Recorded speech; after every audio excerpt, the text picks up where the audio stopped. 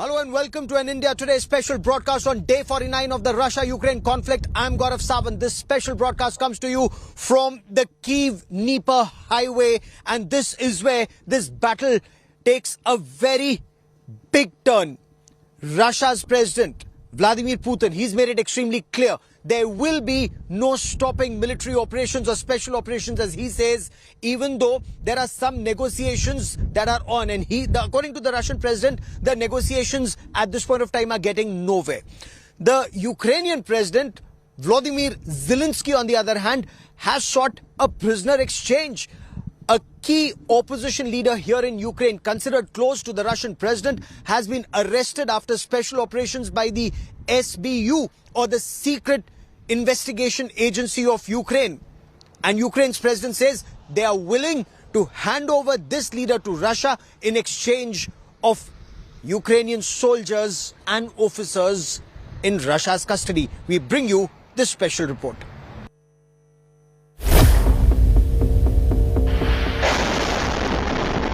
Nearly 50 days of war and no breakthrough in sight.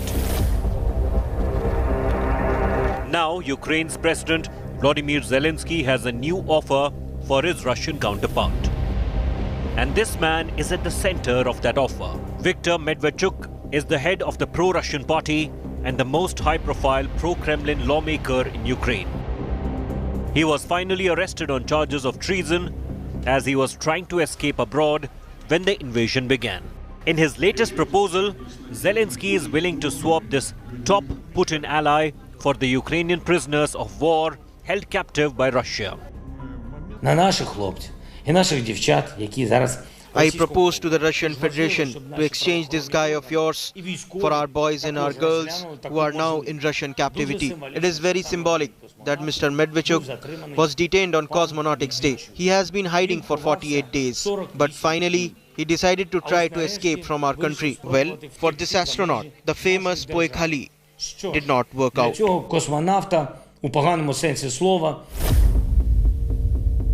Putin and Medvedchuk's friendship dates back to 2003.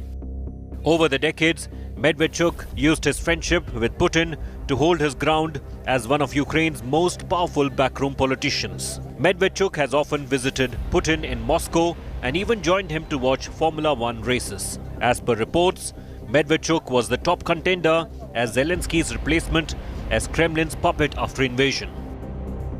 A very close aide in a way, or someone who's considered very close to the Russian president Vladimir Putin, has been arrested here. Viktor Medvedchuk, he's been arrested. He's an opposition leader. The SBU, the Special Intelligence Unit, arrested him late last night.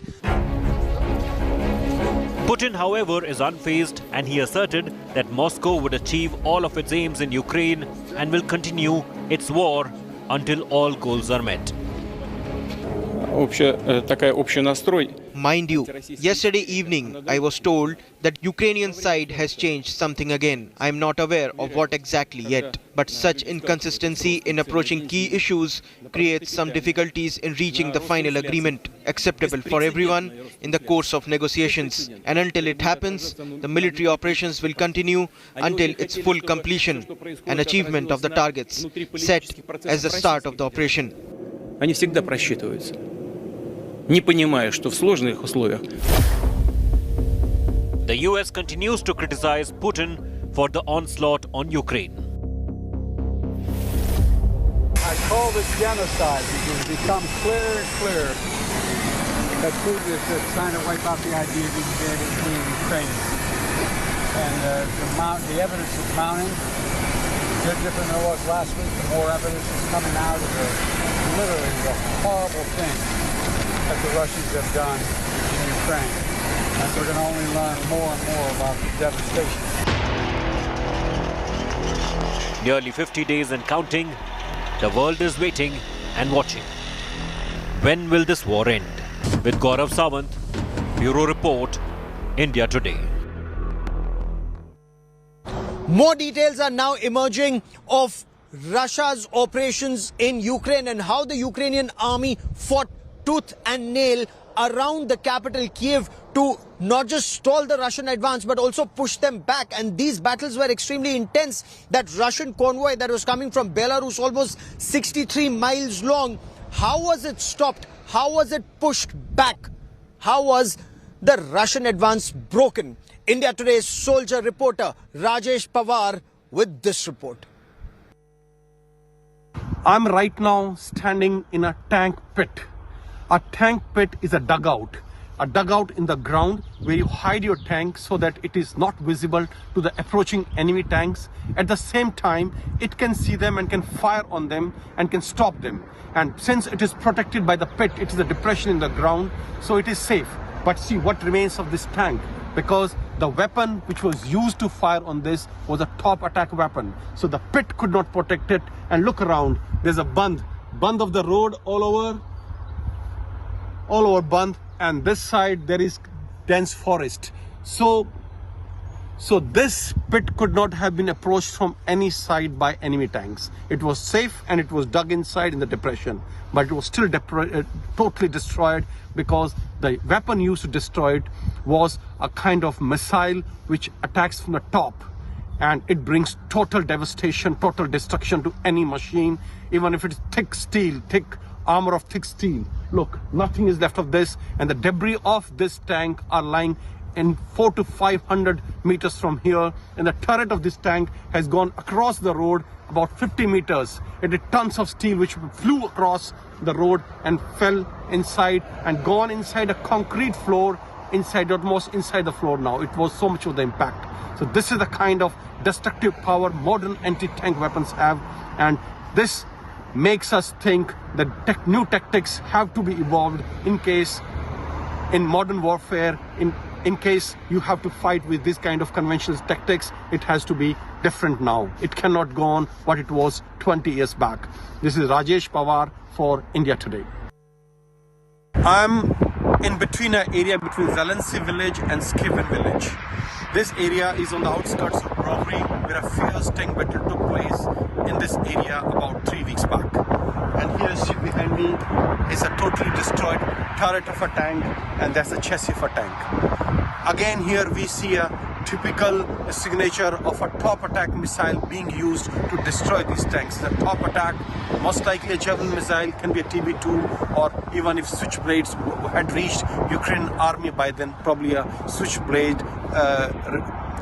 Switchblades have been used to destroy this tank, and they all attack from the top, which is the weakest part of the tank. Let me show you the kind of destruction it has caused. Look, this inside the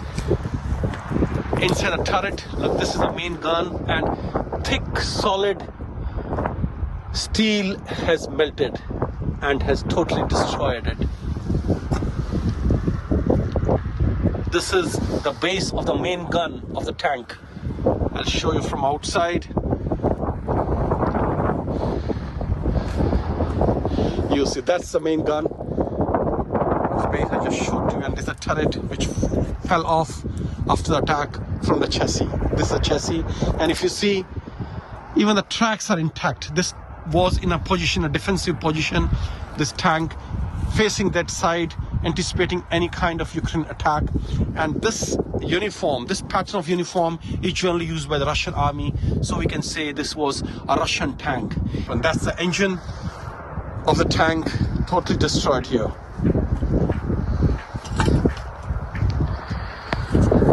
And if you see behind me is a field, total open field, because they're anticipating some kind of resistance from the Ukrainian forces, Ukrainian armor coming from this field. And the ideal tank country this is, and this is where a lot of destruction was caused to the Russian troops by the armament supplied by the Americans and NATO to Ukrainian forces, like Javelin missiles or switchblade drones. This is Rajesh Pawar for India Today. I'm right now in Zelenskyy village, which is about 6 to 7 kilometers east of Brovary, where a fierce tank battle took place between the two forces. The fierce tank battle in and around Kyiv seen in this area. And this is a destroyed tank, and this is again has been destroyed by a top attack. If you see, the tracks are intact, the tracks of the tank are intact, there is no impact from the side, but the top has been destroyed, and that is a turret. Turret has gone and fallen there of this tank.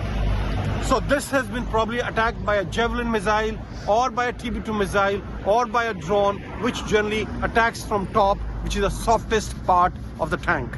This is Rajesh Pawar from Zelenskyy for India Today. Russia's President Vladimir Putin insists the special military operations, which he says is to achieve a noble cause, will continue. He was speaking at an award ceremony, and at this award ceremony where Russian soldiers were awarded for their military operations in Ukraine, he insisted that the cause is noble, the task remains unfinished, and they will pursue their aim. Before this operation started, Russia's president had said there were two aims. The first aim was a regime change, and the other was demilitarization, denazification of Ukraine. So far, 49 days into this conflict, both aims remain unfulfilled. We bring you this report. The blitz that ill-willers hoped for didn't work. It's obvious. Our financial system, our industry works smoothly. Thundered Russian President Vladimir Putin. Sanctions imposed on Russia by the US, UK, EU and other countries include banning secondary trade in Russian government bonds, banning interaction with key Russian banks, banning exports of critical technology to Russia and freezing the assets and banning travel for elite Russians. In addition, Germany halted certification of the Nord Stream 2 gas pipeline. Once the Russian invasion of Ukraine crossed 1 month, came a fresh batch of sanctions. This time, the United States tightened penalties on 2 of Russia's leading banks, including the country's largest financial institutions per bank, leaving in place an energy carve-out that allows them to process payments for oil and gas. The US also sanctioned Russian President Vladimir Putin's 2 adult daughters and the wife and daughter of Foreign Minister Sergei Lavrov. World Bank estimates that these sanctions will shrink Russian economy by more than 11% this year. But revenues from energy exports are actually increasing. Moscow expects to earn $9.6 billion in additional revenue from energy sales in April alone, thanks to high oil prices, which remain around $100 a barrel. Defiant against the Western sanctions and ever provocatively confident, the Russian president gloated about the progress of his army in Ukraine. As for the progress of the operation, I can often hear questions if we can do it faster. We can. It depends on the intensity of military actions. The intensity of military actions is somehow related to losses, unfortunately. Our goal is to achieve all objectives, minimizing losses. Nothing's changed in Vladimir Putin's world. The country has been hit by the maximum sanctions so far since the world wars. If our partners aggravate the situation in the financial, insurance sphere, in the area of transport, including maritime transport, then the situation will worsen for them, among other things. Food shortages or incredibly high prices on world markets will lead to hunger in regions throughout the world. It's inevitable. The next step would be new wave of migration, including to the Western countries. In Russia, indigenous businesses are eager to fill the gap created in domestic markets after the sanctions pushed Western companies out. Of course, it's good for us all if they leave, because in that case, people will start to be interested in other brands of clothes. They will be interested in Russian brands. Before, when they needed jeans, they would buy it at Zara. Now, they start to look at who is on the market. То сейчас они просто начинают вообще смотреть, кто вообще еще есть на рынке. On a daily basis, some areas in Russia complained of shortage of sugar and salt. Putin's government arranged for special markets to allow people to restock. I don't need much sugar, but it's just that it's not available at all. The sanctions were supposed to hit the Russian economy hard. Ruble fell sharply. Pundits predict doom for Russian GDP, which is modest compared to the USA or the UK. But for the Russian president, who carries a fearsome black briefcase prepared for any nuke trigger along with him all the time, the end is still not here. Bureau Report, India Today.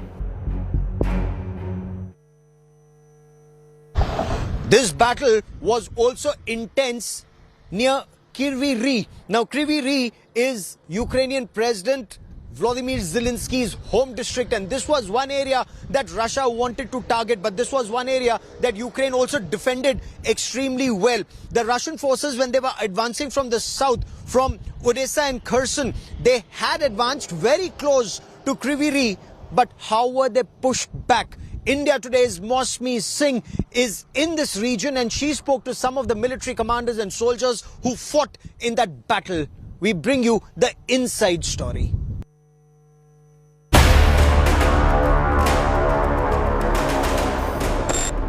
Satellite images show multiple deployment areas and equipment in revetments in Kherson. Some of the vehicles have the Z maneuver marking on them. Some 400 kilometers from Mariupol, Kherson lies in the western side of Ukraine.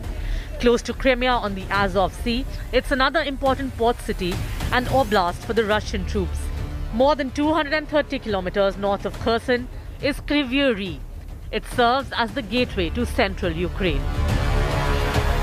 Lifelong city. Kryvyi Rih actually personifies and lives that motto every day. You can see 3 flags unfurling behind me.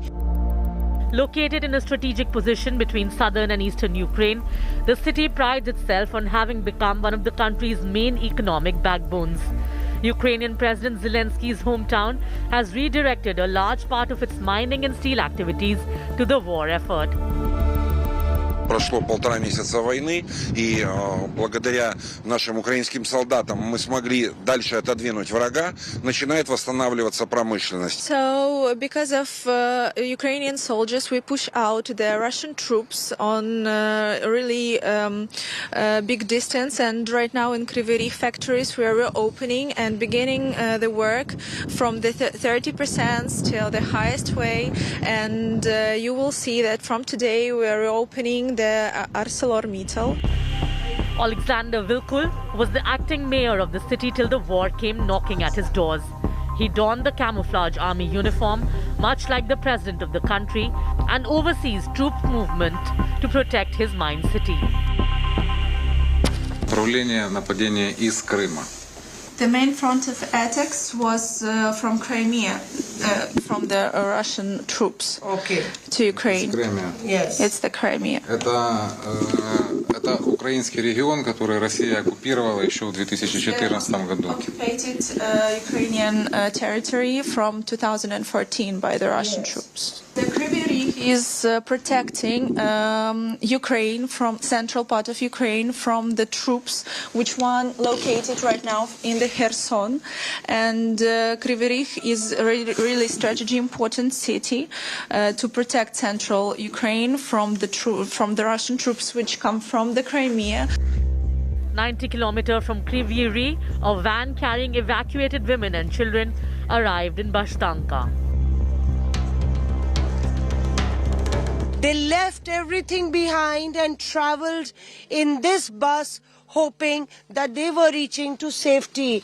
A mother and a daughter. Here you can see in this bus that just arrived in Bashtanka, almost 30 people got down off this bus. You can see a small boy here carrying his soft toy, mothers actually cuddling the children. It is very cold, and they are coming from Snegirovka, which is in Mykolaiv, which is under Russian occupation. That's the only thing that they carry. Just look at the state of this bus. First we'll show you the state of this bus, which is completely, the glasses are shattered, it's been covered, it's in mud, and there is a writing that has been written all around this bus. Even in the front you can see that in black this has been sprayed, saying that this is a children's bus. 17-year-old Pavio is a first-year maritime student from Kherson. Clutching to his books, he waits for his uncertain future in the relief center.